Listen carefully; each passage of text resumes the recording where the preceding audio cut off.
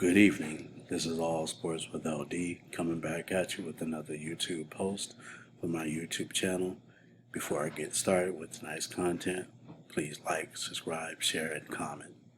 So let's get to it.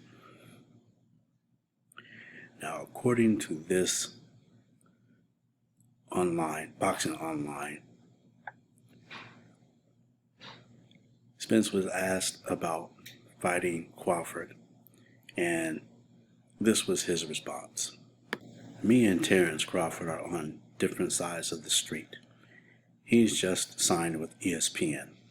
I don't fight for ESPN. I fight for Showtime or Fox, Spence said. Terrence Crawford has got to come across the street. He's got to leave ESPN and come to Showtime or Fox, where they got to do something where they both work together and we both fight.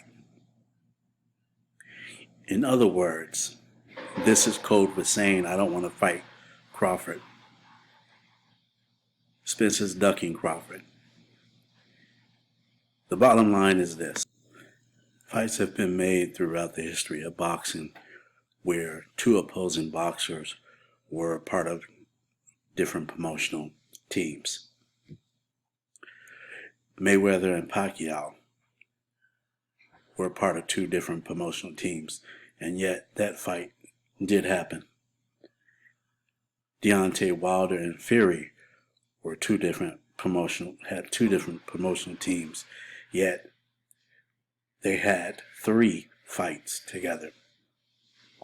There were a number of fighters in the history of this boxing sport that fought under different promotional teams. It is not uncommon that most fighters have different promotional teams. But to say that Crawford needs to come across the street is code word that I don't want to fight Crawford. Because Errol Spence is acting like a man that has some trepidation that he might lose that fight. See, I like it best what Roy Jones Jr. said when he was interviewed by Shannon Sharp. See, when you are the best in the world and you believe you are the best and you're the king of the hill, you fight whatever fighter that comes up that mountain. That's the way true champions behave. If Spence believes he is the best welterweight in the world, then listen, fight Crawford. See, that's the only way you determine whether or not you are great. You are the best welterweight. You don't make excuses like this because he's from a different promotional team. Again, that's code word for I don't want to fight Crawford. And if you remember back after he beat Danny Garcia, he was asked point blank after the fight, will he fight Crawford? And he said something to the extent of, well, I'm going to go home and play with my family, my chickens, and just relax. He didn't give a definitive answer. The behavior of this man is a boxer who doesn't want to fight Terrence Crawford. He's ducking Terrence Crawford. Now, there are rumors that he may move up to 154 if Crawford doesn't change his tune about the fight. Really? See, here's the thing. In the beginning, when Spence first won his titles, he could call the shots at that point. He was freshly crowned, pretty much the welterweight champion of the division. He could call the shots at that point. But now we're a few years past that point. You don't have any control anymore. You're not the top guy in the welterweight division no more. That belongs to Terrence Crawford. He controls the welterweight division now. He dictates terms now. See, Errol Spence squandered his opportunity to dictate terms when he won that welterweight title. Because again, this was a man, the way he's behaved since winning the welterweight title is a man who doesn't want to fight Crawford. Think about it. Since winning the welterweight title, he's fought Sean Man, why can't I remember his name? Sean Porter. How do I not remember one of my favorite boxers' names? Sean Porter. He fought Danny Garcia. And then before his injury of the detached retina, he was negotiating with Pacquiao, a 40-year-old guy.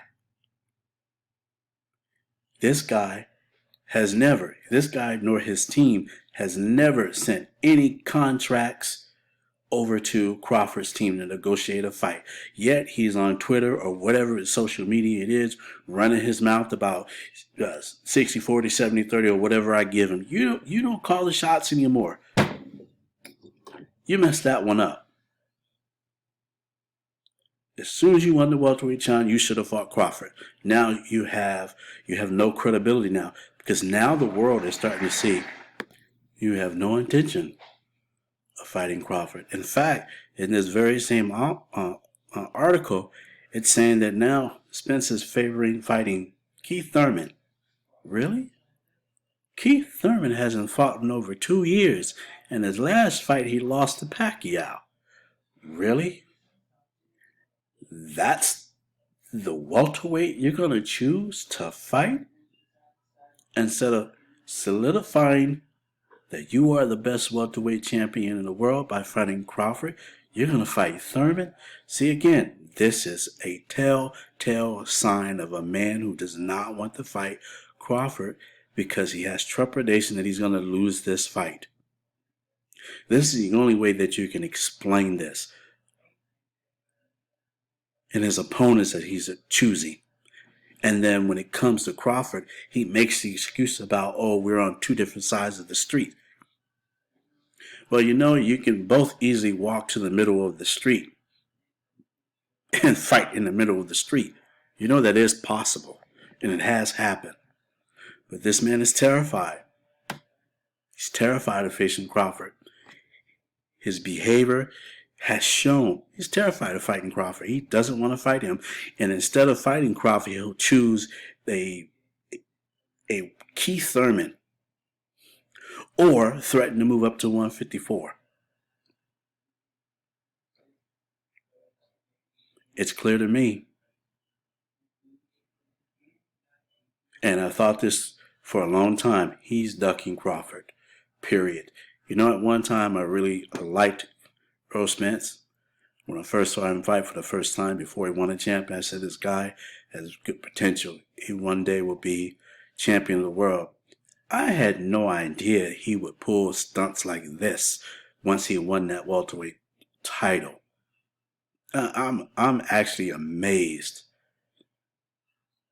that he could behave in such a manner befitting of a champion and then still call himself the welterweight champ, the best welterweight champion in the world. It's pathetic. If you are the best in the world, take on all comers. No excuses. See, you get more respect if you just fight Terrence Crawford. Even if you lose, you get more respect because you stepped up to the plate and fought the best welterweight in the world. See, that's how you gain respect. You don't gain respect by these excuses about, oh, we're on two sides of the streets. You don't gain respect with this kind of behavior. Sugar Ray Leonard fought who? He fought the other top welterweight in the division named Thomas Hitman Hearns in 1981. That's what guys do who believe they're the best, and they prove themselves the best by fighting the other guy who says he's the best. Go back and look at Roy Jones' history. He fought everybody who said they could beat him when he was undisputed light heavyweight champion of the world or super middleweight champion of the world. All the guys that said they can beat Roy, he said, come on up here, let's do this. Up until the point he won the heavyweight title. And then subsequently coming back down to light heavyweight, winning the title back, but then losing, so on and so forth. That's the behavior of a champion. Mike Tyson, all up to the undisputed heavyweight championship when he fought Michael Spence, Mike Tyson was like, I'm taking on all comers. Lennox Lewis, another, another one, taking on all comers. These men that I name are befitting of Hall of Famers and champions because they didn't make any excuses about, well, he's on the other side of the street, or he's down around the corner, or he's too far down the hill. They said, you know what? I'm going to prove I'm the best. I'm going to take on the top guy that they say is number one. So, this is what I have for now. Until next time, have a good one.